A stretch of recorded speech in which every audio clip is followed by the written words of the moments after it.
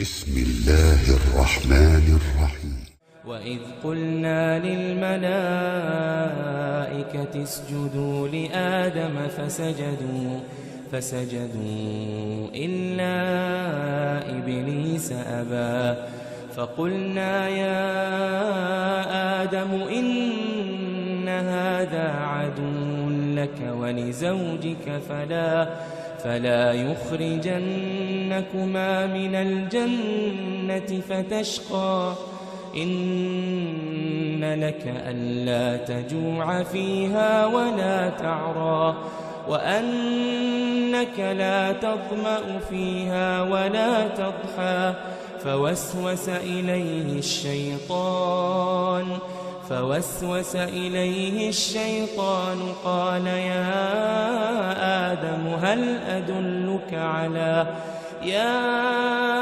آدم هل أدلك على شجرة الخلد وملك لا يبلى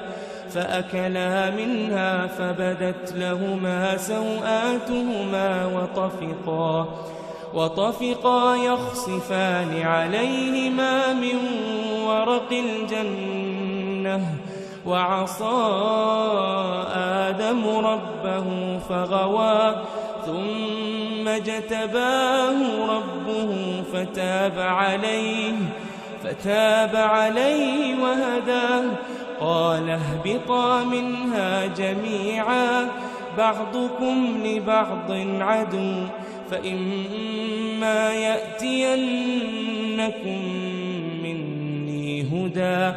فمن اتبع هداي فلا يضل ولا يشقى ومن أعرض عن ذكري فإن له معيشة ضنكا ونحشره يوم القيامة أعمى قال رب لم حشرتني أعمى وقد كنت بصيرا قال كذلك أتتك آياتنا فنسيتها وكذلك اليوم تنسى وكذلك نجزي من أسرف ولم يؤمن بآيات ربه ولعذاب الآخرة أشد وأبقى إنما إلهكم الله الذي لا إله إلا هو وسع كل شيء علما